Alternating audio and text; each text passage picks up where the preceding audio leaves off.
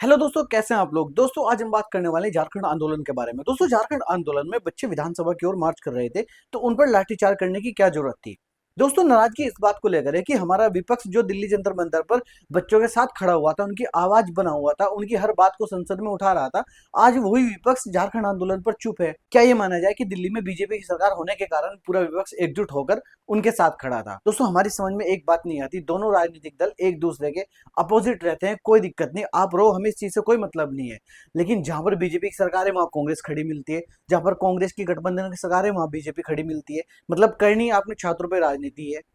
आप ये राजनीति छात्रों पर कब बंद करोगे, कब आप छात्रों के बारे में सोचोगे। हम चाहते हैं कि पक्ष और विपक्ष मिलकर बच्चों के बारे में कुछ ऐसी रणनीति बनाई जाए जिससे आगे बच्चों के फ्यूचर को किसी तरह की कोई दिक्कत ना हो। कांग्रेस और बीजेपी छात्र आंदोलन को लेकर अपनी राजनीतिक रोटियां सेक रहे हैं।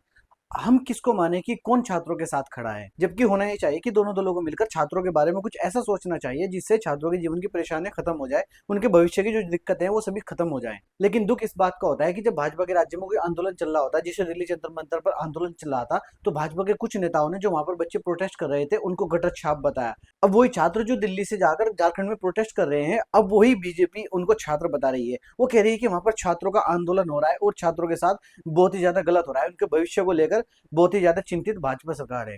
आप चिंतित जब नहीं थे जब दिल्ली जंतर मंतर पर वो छात्र बैठे थे, जब तक आपने आपके नेताओं ने उनको गटर छाप बताया, जब तो आपने कहीं भी ये नहीं कहा कि बच्चों का भविष्य खतरे में है। अगर हम बात करें विपक्षी, दिल्ली जो प्रोटेस्ट चल रहा था वहां पर कांग्रेस और दूसरे दल भी उन बच्चों के साथ खड़े थे।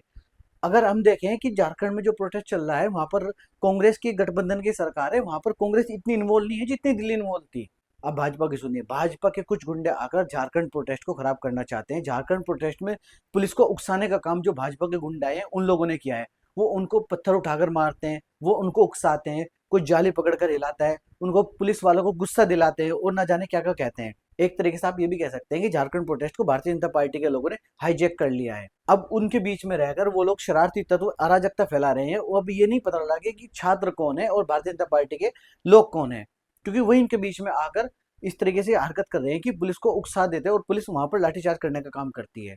पुलिस को उकसाने का काम, पुलिस को छेड़ने का काम, बैरिकेटिंग तोड़ने का काम सब भारतीय जनता पार्टी के द्वारा भेजे गए लोग कर रहे हैं। क्यों? क्योंकि वहां पर कांग्रेस की सरकार है। भारतीय जनता पार्टी चाहती है कि कांग्रेस किसी तरह बदनाम हो जाए। कांग्रेस अपने आप में जो कर रही है वो उसको उनको पता है वो क्या कर रही है, लेकिन भारतीय जनता पार्टी चाहती है कि कांग्रेस और ज्यादा बदनाम हो जाए। अब जो सवाल भारतीय जनता पार्टी से कांग्रेस कर रही थी सदन में, आज उल्टा भारतीय जनता पार्टी कांग्रेस से कर रही है कि आप लाठीचार्ज पर क्यों चुप हो। पहले राहुल गांधी जी पूछते थे अमित शाह से कि लाठीचार्ज का आदेश किसने दिया, अब उल्टा भारतीय जनता पार्टी पूछ रही है कि झारखंड में हुई लाठीचार्ज के जिम्मेदार कौन है। राहुल गांधी इस पर क्यों चुप है, राहुल गांधी इस पर क्यों नहीं बोल रहे हैं। झारखंड सरकार द्वारा लगातार कार्रवाई की जा रही है, लेकिन बच्चों को राज्य स्तर की जांच पर भरोसा नहीं है। बच्चे चाहते हैं कि इस पूरे मामले को सीबीआई को सौंप दिया जाए। एक सवाल दोस्तों ये बनता है कि सरकार किसी की भी हो, पिटता हमेशा छात्र ही है, चाहे वो दिल्ली आंदोलन हो चाहे वो झारखंड आंदोलन हो। एक जगह बीजेपी, एक जगह कांग्रेस। दोस्तों हर बार पिटने की नौबत क्यों छात्र की आती है? क्यों उस सिस्टम को सही नहीं करा जाता? क्यों उस सिस्टम में ऐसी गलतियां, ऐसी खामियां होती है जिसका खामियाजा बच्चों को भुगतना पड़ता है, और आंदोलन में पिटने छिटने के बाद भी बच्चों को उनका हक नहीं मिलता। दोस्तों हम चाहते हैं हमारे बच्चों का फ्यूचर सेफ हो जाए, उनके पेपर और उनके एग्जाम से लेकर किसी तरह की कोई गड़बड़ी ना हो, चाहे वो पेपर लीक हो, चाहे वैकेंसी को लेकर हो, चाहे वो रिजल्ट को लेकर हो, चाहे वो ओमार शीट को लेकर हो। दोस्तों अगर आपको हमारी वीडियो अच्छी लगी हो तो वीडियो को लाइक कीजिए, चैनल को सब्सक्राइब कीजिए।